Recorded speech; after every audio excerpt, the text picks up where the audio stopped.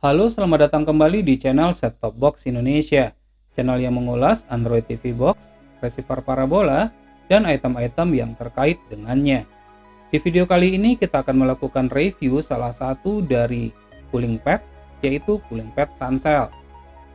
Di mana cooling pad ini dapat kita gunakan pada set top box seperti Android TV Box, receiver parabola, router, dan perangkat lainnya yang sejenis.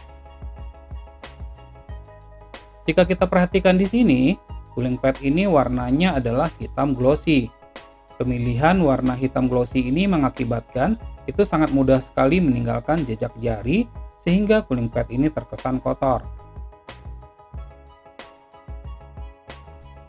Untuk materialnya sendiri terbuat dari akrilik. Tadi sempat saya ukur ketebalannya, di mana ketebalan dari akrilik yang digunakan ini adalah 3 mm. Cukup tebal dan cukup kokoh. Nah, sekarang kita akan perhatikan cooling pad ini sisi per sisi. Pada sisi bagian atas, di situ bisa kita lihat di mana cooling pad ini menggunakan desain kotak-kotak besar. Dengan menggunakan desain kotak-kotak besar ini, debu tidak mudah untuk menempel dan mudah bagi kita untuk membersihkannya. Begitu juga sirkulasi udara yang dihasilkan oleh kipas itu menjadi lancar sehingga menjadi cepat untuk mendinginkan objek yang berada di atasnya.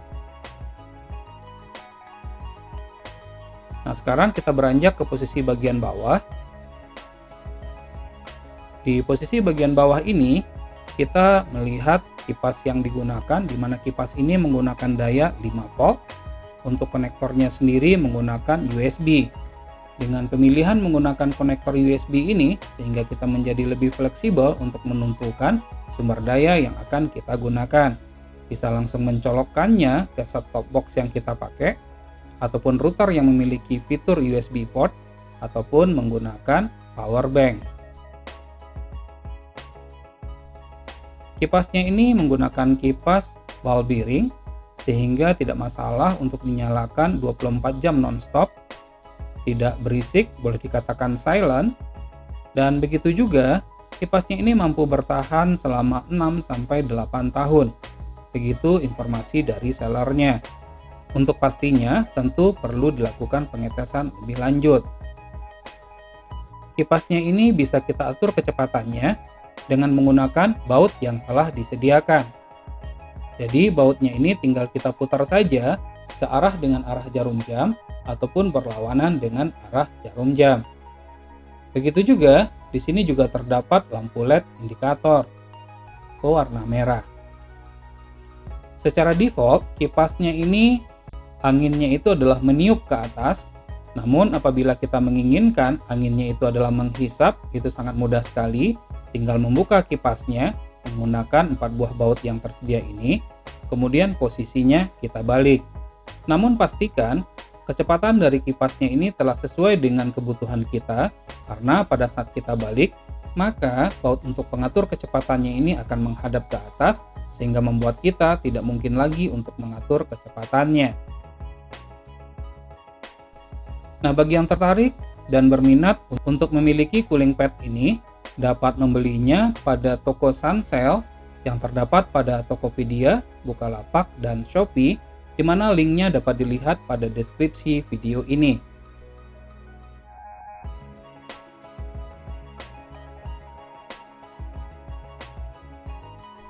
Nah, untuk pengujian lebih lanjut nantinya, saya akan menggunakan 2 buah Android TV Box yang berbeda model dari desain boxnya, di mana untuk TV Box yang pertama yaitu Magic CN5 Max, pada posisi bagian bawah di situ terdapat lubang ventilasi.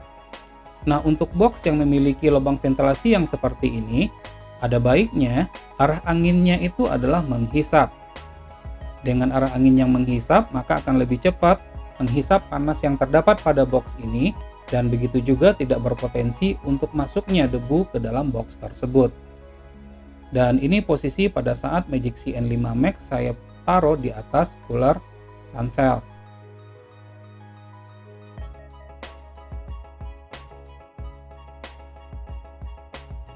Nah, kemudian yang kedua, kita akan menggunakan Mi Box S, di mana desain dari box Mi Box S ini tidak terdapat lubang ventilasi di posisi manapun. Untuk box yang memiliki desain yang seperti ini, maka arah anginnya itu sebaiknya adalah meniup ke atas. Dengan meniup ke atas, maka itu akan lebih cepat untuk mengurangi suhu panas dalam box tersebut. Dan ini merupakan posisi di saat Mi Box S saya taruh di atas cooling pad.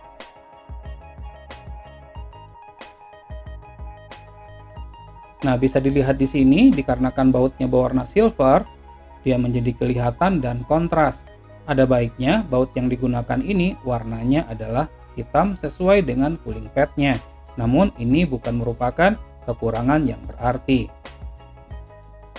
Sekarang kita akan coba untuk menyalakannya. Oh iya, sebelum kita menyalakannya, di sini saya juga memiliki sebuah receiver parabola, di mana receiver parabola ini jika kita lihat panjangnya melebihi dari cooling pad. Nah, ini posisi pada saat saya taruh di atas cooling pad dan mengakibatkan receiver ini sangat mudah sekali untuk bergerak atau bergeser. Sebenarnya pada Magic C dan Xiaomi ini juga kejadiannya adalah sama, gampang bergerak dan bergeser. Oleh karenanya ada baiknya di sini ditaruh pad berupa karet sebagai penahan sehingga objek yang ditaruh di atasnya itu tidak mudah bergeser atau bergerak. Nah, sekarang kita akan coba nyalakan dengan menggunakan sumber arusnya itu menggunakan power bank yang telah saya sediakan. Tinggal dicolok saja. Nah, ini dia telah menyala sekarang. Anginnya itu cukup kencang. Saya nggak tahu nih sekarang apakah bisa terdengar suara dari kipasnya ini menggunakan mic kamera yang saya pakai. Nah, sekarang kita akan coba untuk mengatur kecepatannya. Sebelum kita mengatur kecepatannya, di sini bisa dilihat ada lampu LED indikator berwarna merah yang menyala menandakan bahwasanya arus telah masuk dan kipasnya telah menyala. Nah, baik, sekarang kita akan coba untuk mengatur kecepatannya. Kecepatannya itu kita menggunakan obeng minus atau obeng TV. Pertama kita akan coba memutarnya searah dengan arah jarum jam. Coba diperhatikan. Nah, di saat saya putar searah dengan arah jarum jam, maka perputaran dari kipasnya itu menjadi melambat. Di kamera saya rasa ini cukup jelas kelihatannya. Nah, sekarang saya coba membalikkannya dengan memutarnya berlawanan dengan arah jarum jam. Silahkan dilihat arah perputaran dan suara yang dihasilkan. Saya akan coba memutarnya ke kecepatan maksimal.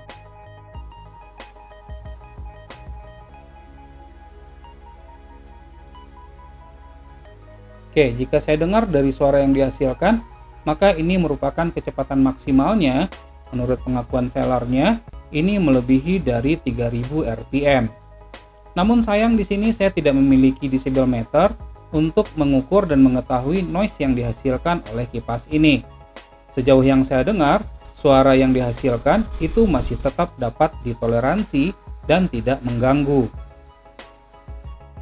Baik Xiaomi Mi Box S maupun Magic C N5 Max ini telah menyala selama kurang lebih 1 jam.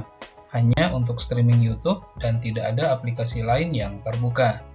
Sebelum cooling pad-nya kita gunakan, maka kedua Android box ini akan kita ukur terlebih dahulu temperaturnya dengan menggunakan infrared thermometer baik sisi atas maupun sisi bawah. Untuk Mi Box S, temperatur sisi atasnya 38,6 derajat Celcius dan sisi bawah 41,1 derajat Celcius.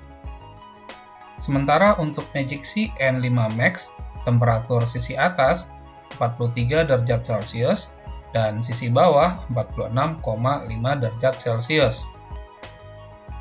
Setelah menggunakan cooling pad selama kurang lebih 10 menit, didapat hasil untuk Mi Box S.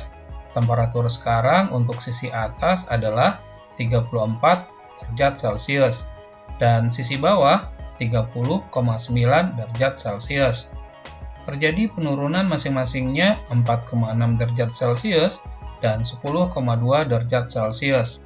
Ini merupakan penurunan yang sangat signifikan sekali. Sementara untuk Magic C N5 Max, setelah menggunakan cooling pad selama kurang lebih 6 menit, Didapat temperatur sekarang untuk sisi atas 30,6 derajat Celcius dan sisi bawah 29,2 derajat Celcius. Terjadi penurunan 12,4 derajat Celcius dan 17,3 derajat Celcius. Ini merupakan penurunan yang sangat-sangat signifikan sekali.